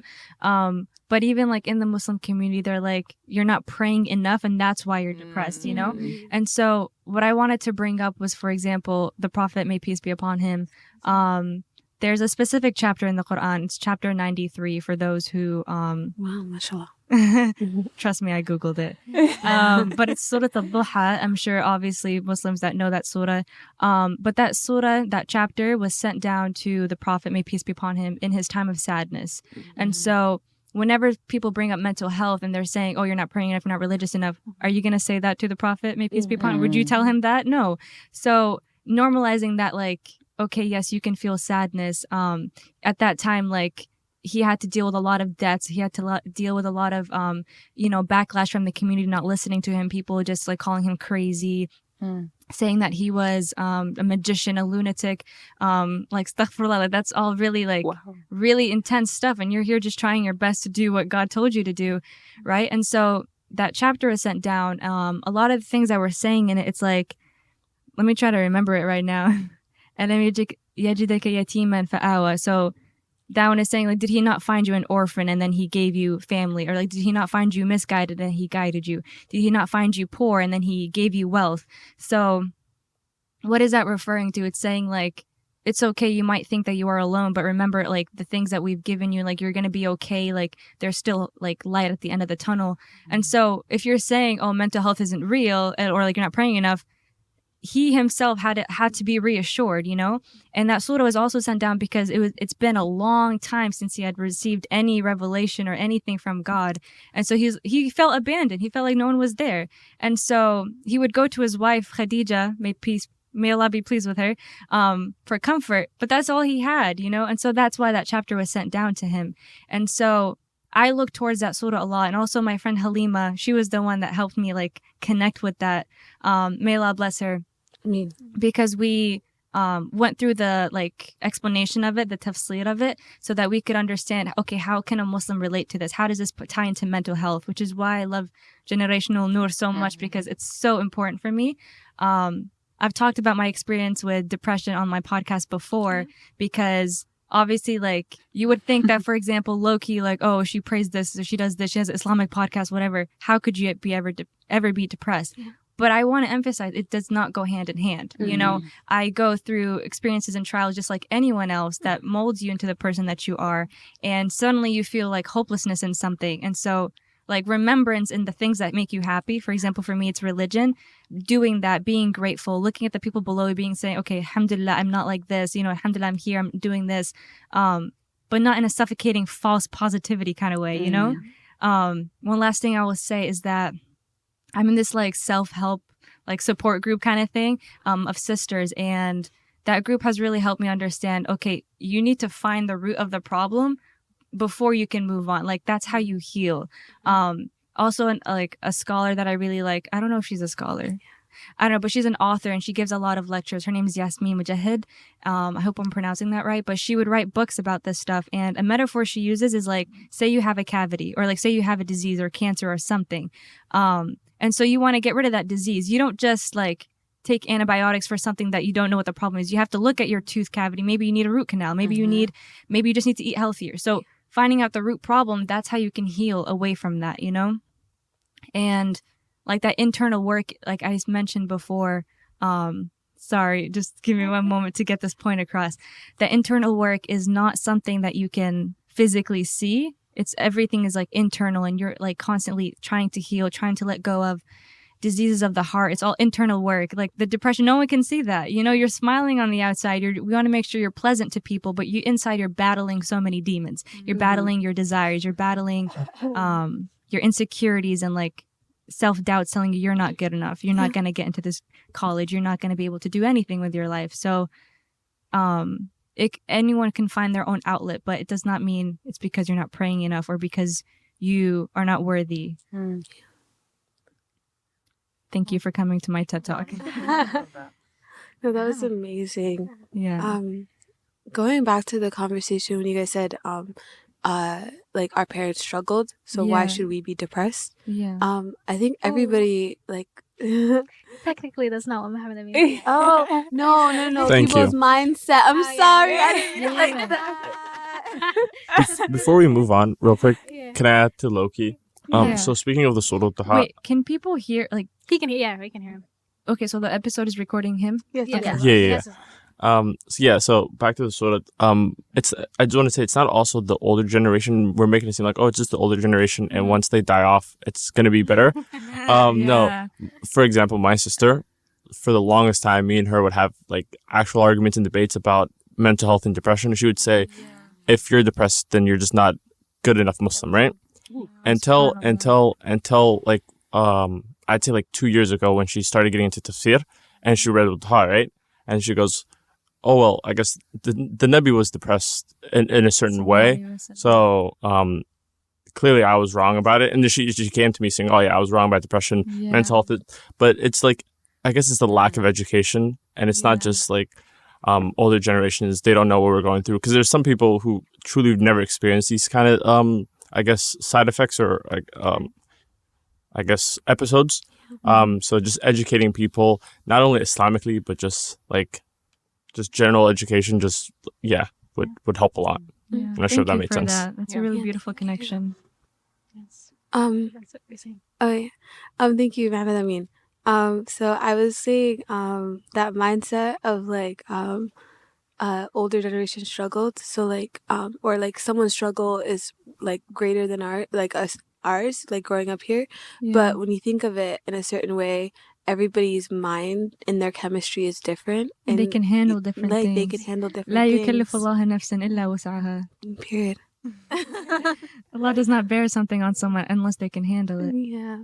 So like, when you think of it, like these people have been through war-torn countries. Oh, they're like, oh, I'm not going through mental health. But when you think of it, our parents are going through trauma. They are struggling. They're going through depression. They just don't know how to word it, or they don't know how to talk about it or say PTSD. Yeah. And Or they they don't want to yeah. confront it. And it goes down to like generational. Like a lot of us are struggling with like generational trauma. We just don't understand it because we haven't talked about it. Our parents don't talk about it. So they're like, oh, what is this depression you're talking about? But I'm just like, Depression? What? Go clean the dishes, please. And generational trauma starts from the womb. I had a therapist explain that to me. And like, I didn't know the concept until I started going to therapy. And I was like, wait, I can feel everything that my family or grandparents felt. I too, because they didn't take the time to heal because they didn't know how to. Yeah. And it's like, that's why I think I'm taking it like trying to heal myself or learn how to heal. You're breaking that like generational like routine. There's a term for that. What is it? Like the curse, healing? generational curse. Yeah, I guess so. Like you are, like you're being the different generation that will change it around. You know, doing that hard work, creating a new trauma. Yeah, yeah, doing the hard work for the people that would be before you, like after you, or like the kids that you may have, or the people that you may teach. So yeah, applaud. And it's not Applause to linear. you I think guys. that's the other thing that I have to remind myself, because there are days where I'm like, oh, I'm thriving, or weeks where I'm like, okay, I'm doing so well. Yeah. And then there are weeks where I feel like, depressed again and everything. And I was like, wait, I thought I was past this, but it's not linear. And that's like, you got to give yourself grace. I think that's one thing I don't give myself enough like grace. and sometimes you don't even know why you're depressed or you're sad. Like I remember when I was on campus, there'd be times where I would just like not want to get out of bed and just stay in bed, and like mentally, emotionally, I was just wiped out. But also, people's depressions are different. Like someone could look happy and just like vibing, but they're depressed. Like you think of it and look at people's mentality. Everybody's different, and the way that they express their depression is different. And you could be like, oh, that person was so happy, but like you don't know what they're going through. So I'm just gonna say, be gentle with the people around you. Be gentle with your peers. I like remember something that my therapist said about like I would always extend to others like the generosity, but not do it to myself, and like realize like that was really hurting me because I didn't believe that I deserved that, because there's one thing that you like can say it, but like doing the walk of it, actually doing the thing was like really tough. And I was like, maybe I don't believe that I deserve, this kindness and generosity. And that's why I am still feeling the ways that I'm feeling. But also doing therapy, like realizing that like change is not going to happen overnight. And I think that was my delusion, talking a little bit. That's so important. It's not instantaneous. Yeah. And even when you do feel good on some days, because it's such a battle. I was thinking about like, oh, I'm going to feel better tomorrow after a lifelong journey of trauma. One day therapy. Right. And so it can be frustrating, but at times I'm just like, okay, calm down. Like I'm literally, I'm okay. And like meditating for sure for me has really helped like just kind of ground myself. But yeah, there are days that are just... I love that you said that it's not instantaneous. The support group, I'm really plugging it right now. I don't want to say the name, but anyone listening to the podcast, text me on my Instagram at Keep It Loki. I will share that with you because I think it's so important, if you're Muslim or not. And like the leader of it, she talks a lot about, for example, it's not a checklist. It's not something that is just like, okay, done. I did this. I did this. I fixed that. I fixed all the jealousy in me. I fixed all this generational trauma. I'm completely healed now. You're good. No. It's literally a lifelong journey. It's like a project. Like I think one of my favorite things to do, like my favorite hobby, people always ask me, I don't really know what my hobby is, maybe writing poetry or something, but my favorite hobby is working on myself, loving myself. It's like one of my favorite things to do because you can never end it. There's so much to do. And the only way you can really do that is like having that like sit down with yourself, that reflection with yourself, confronting those diseases of the heart that you feel, like any... What's that word when you are very disliking someone? Resentment. I love you. That resentment, like towards like, because you understand what I'm talking about. The fact you can feel it. Resentment towards your family members, towards the community, maybe religious leaders or something. Like healing away from that and knowing like you're separating them and the problem. You know, like you're not associating them with the problem. So like learning to forgive people, that takes so much time. And like, especially we just finished Ramadan. Alhamdulillah. May Allah allow us to reach the next one. I mean, that Ramadan was like, it's a time of like, you know, letting go of bad habits, letting go of things that are not good for our soul.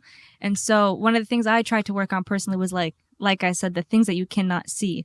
And so obviously that is between me and myself, between me and God. But those things, like, I was like, inshallah, God willing, I can carry this outside of Ramadan.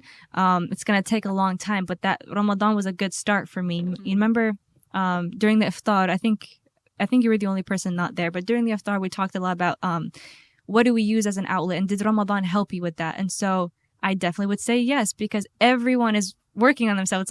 It's a collective thing. We're all trying to be nicer to each other. The vibes in my house were amazing. No one was yelling, maybe every now and then, but like it was so beautiful because everyone's trying to be better. And so I really pray that that can reflect outwards towards the community, and that you can see what Ramadan did for us, you know, and like we as a community, as Muslims, can be nicer to each other because of that. Nicer to ourselves too. That's really important. We're very good at giving grace to other people. Like me especially, I'm very like, oh, like I'm the queen of second chances, queen of like looking at people and be like, I got you. Don't get stepped on, girl. Your heart is too I'm kind. working on it. Yeah. But when it comes to myself, I'm just like, oh, like I overthink it. I'm very like, I don't know. Because during one of the iftar events, we were like, what do you do to work on your mental health? And I was like, I'm the queen of like, go to therapy. Oh, yeah? But I was like, no. Like in my mind, I was like, I'm the queen of like, go to therapy, get help when it comes to other people, right? But to me, I'm like, I'm going to just sleep it off. I'm going to just, you know, power through it, gangster through it, thug it out. But it's just like, why am I not giving myself the leniency that I tell other people to give themselves, or like tell themselves to like, oh, work on yourself, but like when it comes to me, I'm like, oh no, it's fine, I got it. It's similar to what Elizabeth was saying. Like you felt like you don't deserve that because you've been told your whole life, who are you? You're a disappointment. You didn't do anything good in your life, blah blah blah. So you don't think that you deserve to heal from anything, or if there's anything to even heal from. I think too, like being a woman, where folks look at us that as though we always have to be in service to other people, so we're not in service to ourselves, and so it feels selfish almost when we like are trying to take care of ourselves, or we're the one time we are being, you know, selfish, it feels like, oh my God, I shouldn't be doing this. So we can't even be gentle in that aspect. So that can be hard. It's so hard to unlearn. I Mm. really hope, like, for me, when I walk away from this podcast, I definitely am going to be reflecting more on myself and trying to be nicer to myself, because that's really important. Like, feeling like if you ever take time to yourself or try to work on yourself, that's selfish. Or like, why are you so conceited? You know, think about but others. You can't help other people without helping yourself. Facts. Allah. Say that. Oh my gosh. Do you have chills? Because I have chills. So good. This is probably like a really bad example, but when you're on a plane and you're flying and the flight attendant's telling you the mask will drop if like the air quality gets bad or like the pressure. Yeah. And they're always like, put your mask on first before you put anyone else's mask on. But it's so true. The other person. Yeah. Because, you know, it's like, and you have to learn how to do that too. Yeah. Because here's the thing, if someone's drowning, you can't help them if you can't swim.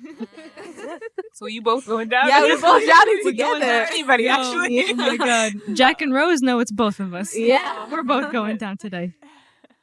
Oh my God. Yeah, they both could have fit. Okay. We all know. Yeah. To finish up, what do you guys think needs to change? I think we touched on that, but what can we do in our generation to help that change? Talk about it.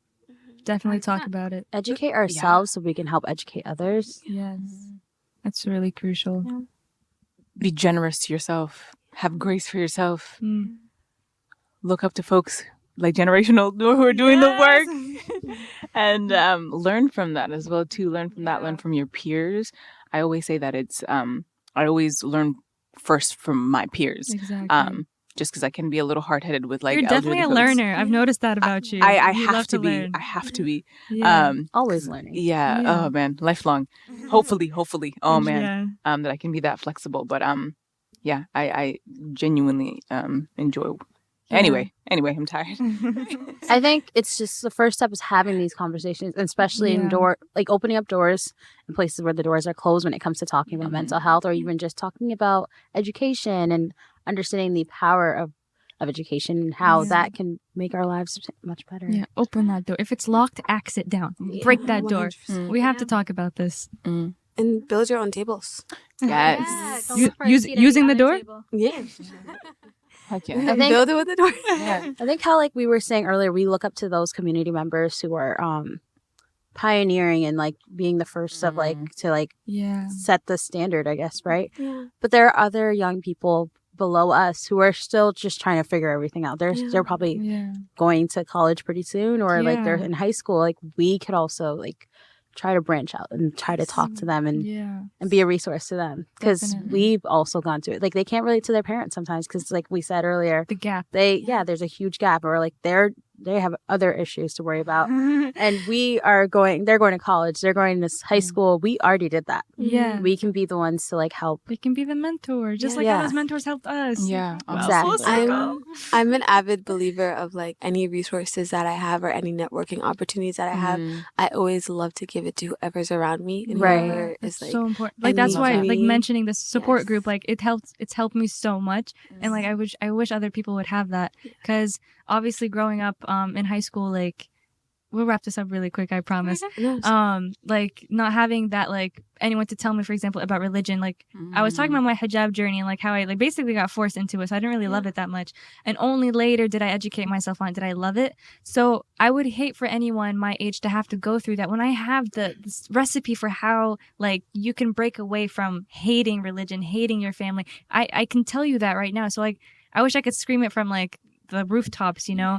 And so I love that I have a podcast and like people can listen to it, because that's my way of trying to teach like the younger kids, or maybe even people my age, the things that I wish I was taught, you know? And so again, full circle, all these programs, Generational Noor, you guys being here, that's like really crucial for like starting that dialogue and helping normalize that, you know? Also, last time we started with an icebreaker question. This time I want to end with one.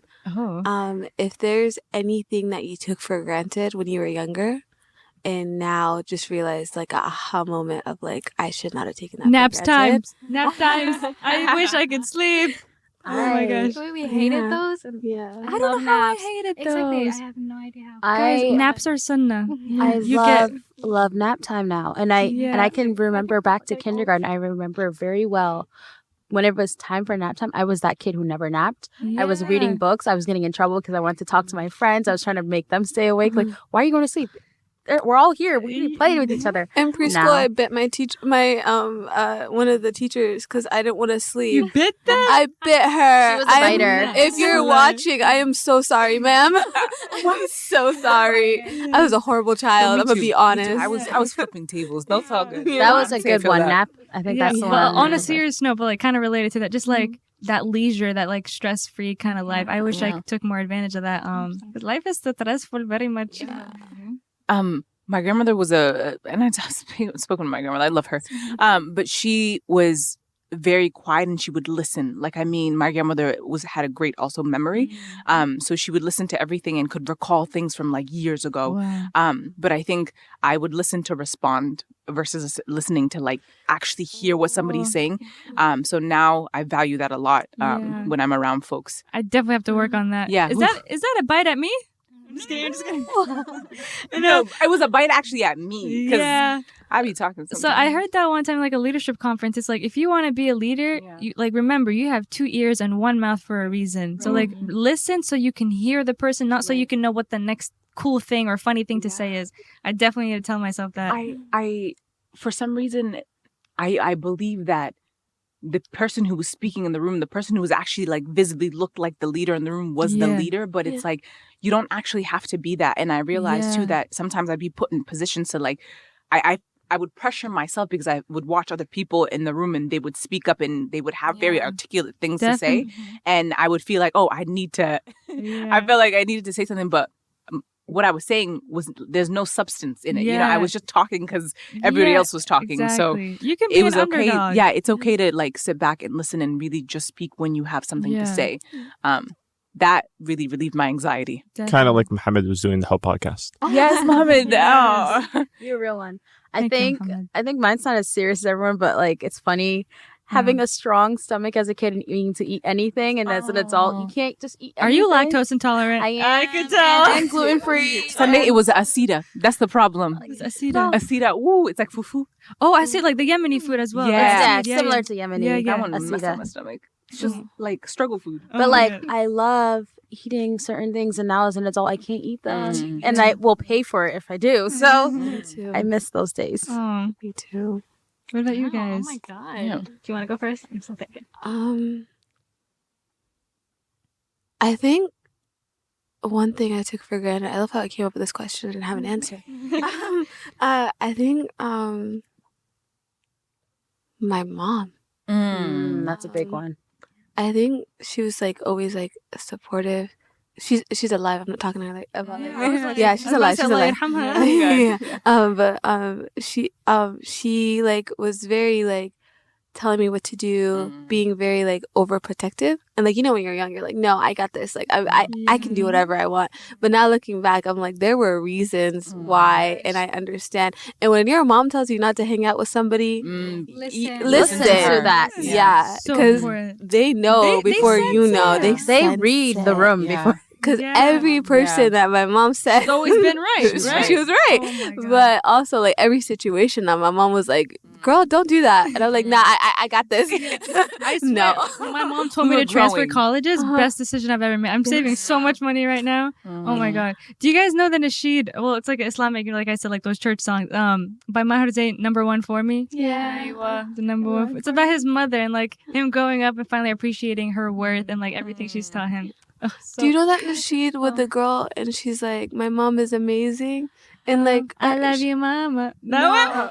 It's like, my mom is amazing. I wake up in the morning with I- a smile. Yeah, I heard that one. Yeah. So so sweet. cute. Oh. Yeah. But like, she doesn't have a mom. So she's like Oh. imagining It's like a plot twist at the end. Yeah. of I'm gonna like start crying. being adopted and having a mom. And like, I was like, oh. Yeah. Like mothers are really like put at a high value in Islam, which I love so much. Like a statement the Prophet, may peace be upon him, would say is always like the people that you should like respect first, obviously God, and then it's your mother, 3 times. and then your mother, and then your mother, and then your papa. But like it's just like, you know, heaven is under her feet, and like she is just like, once you please her, once you respect her, like God will be pleased with you as well. Obviously there's exceptions, you know, there's you know, being realistic here, but having that connection with your mother, respecting her, like that's so, guys, love your mothers. Yes. And for those who have a struggle with their mother, those who don't have their mother with them, like I just hope that you find that like motherhood Figure. elsewhere, and that you take care of yourself as well. But call your mother, love her, tell her that you appreciate her. You know, say Eid Mubarak if you haven't, if you live far away. That's so important. Right. May Allah bless our mothers. I mean, I mean, Shout out Do to it, the do it. mothers who Good don't have content. kids who are the mothers of the kids in the community. back. Yes. Older No. sisters. Older sisters. Or grandmothers. Grandmothers. Facts. They hold it down. I love you, Ines. teachers. Yeah, teachers. Oh man. Oh my gosh. You know, Mm. So any many mentor mentors. figures. Yeah. Amran, Yeah. I love you. Yeah. Oh, I love you too. I love you guys as well. Your hands are so soft. And warm and sweaty, right? They're nice. I love cold hands. Like Yeah. I need someone to like okay, if I ever get married, you have to have cold hands. That's a requirement. Yeah. Like that's actually a requirement. People say that I'm wild that I have cold hands. Is that like, I a love wild hold my thing? hand. I don't know, it's just like Listen, I love cold-blooded people. Cold-blooded. We're not reptiles. We're not reptiles. Not No, like it's- that. I love you guys. Well, he's warm blooded. Oh man. Oh my god. Oh yeah, I didn't. Okay, so I think mine would be learning about the religion. Yeah. I remember like during my childhood, my dad would sit us down and like teach us a lot of things. I was like, oh my god, like as a child, I'd be like, okay, I want to go play now. Yeah. But wallahi, the things I learned then have like helped me so much now. Yeah. So if I like, paid more attention, then and Yeah, same. Duxie, and Dixie.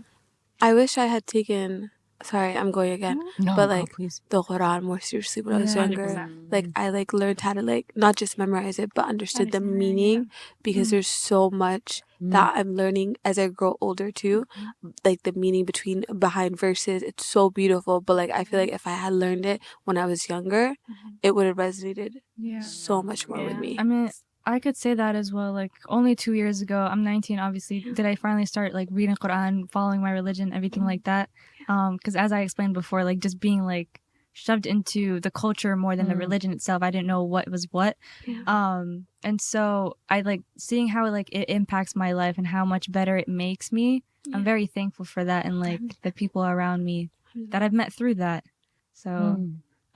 I definitely wish I could say like, oh, I wish I read Quran. Like there's like, I mentioned like people that are 12 years old, 10 years old, whatever, more religious than me. I'm just like, how? And you could regret it. You could be upset about it. But obviously there's a hadith of like the shaitan, like Satan, like his mentalities, if, should, could have, like all those regrets, that's from him to make you like feel depressed about your life. So I would just tell you like the timing in which you finally did learn about it, the timing in which you met all these people is all planned perfectly. It all just was put out perfectly. Us being here together planned out perfectly. Like this could be a ripple effect into something great afterwards, into your lives and the people that listen to this, inshallah. So don't ever regret anything. Thank you. Mohammed. Yeah, I could go. I guess Forgot about him. Just kidding. the big one would be what Father was saying about like I guess religiously just I guess practicing your deen more. I guess taking education in Islam a little bit more serious. And I guess another thing I would say is like I saw something on Instagram like a few days ago saying the time you're in or the moment you're in right now, like in 20 years, that person's going to be wishing that they could go back to this exact moment. So like your question saying, oh, like things you've missed from your past, don't be like, oh, it's too late. I had a chance then. I should have done it like 10 years ago, 5 years ago or whatever. Because the person you in the future or in 20 years will be saying, I should have done that now, you know? So nothing's too late is basically what I'm saying. The time is now. Yeah. Everything's in its time. Yeah.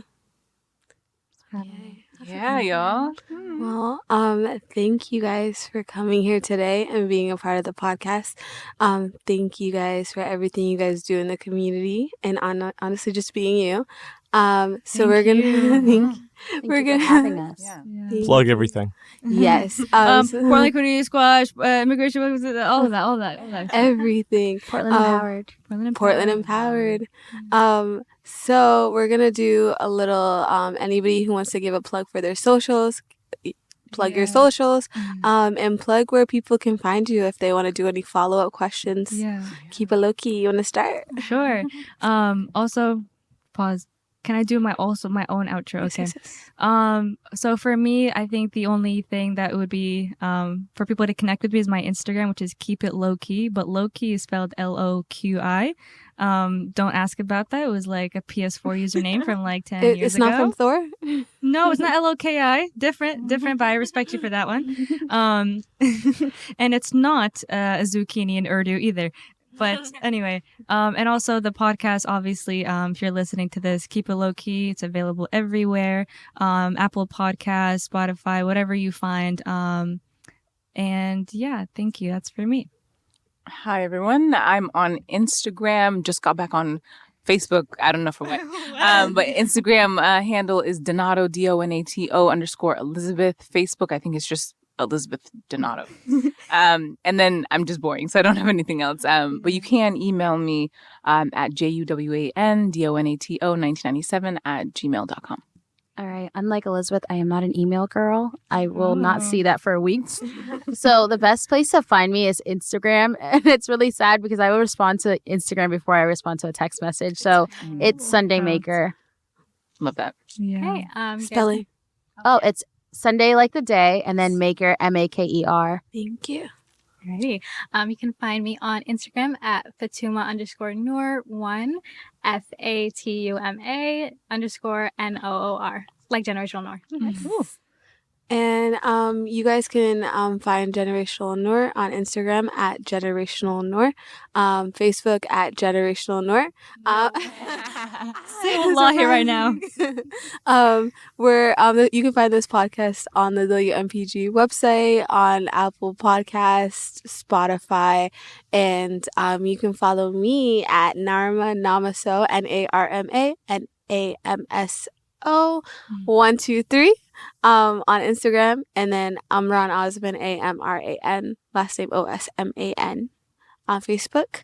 And you can visit our websites at www.generationalnoor.com. And if you have any questions or concerns, also we have a YouTube at Generational Noor. I'm doing it for Loki. No way. And also, if you're a youth and want to be a part of networking, reaching out to community members, and honestly, we had a conversation about the need for, mentorship and just, getting in touch with people. We have a youth group that you're able to join. Just message me on Insta, Facebook, and I can add you to the group. I'll give you volunteer opportunities, but also you can just network with youth who are like-minded. And, any networking opportunities that I have, I will always give it to anybody around me. Because for me, anything that I get, I want the community to get That's it. so amazing. Allahumma barik. And Mohammed Amin, you got any socials? Nothing to plug, but just a reminder. Yes. For the podcast, if you do want to be on the podcast, you can request to be anonymous. And we are taking requests. You could do that through Amran's email or the Generational Noor website, which also has emails. Oh yeah, you can email me at amran.osman@generationalnoor.com or .org. We own both platforms actually. Wow. So, like, subscribe, and share. And thank you for watching or Smash listening. that like button. Yes, please. Share and spread the khair. Yes. Yeah. Have a good day, night, afternoon, Whenever year, you like. life. We'll see you on the next episode, inshallah. Bye, guys.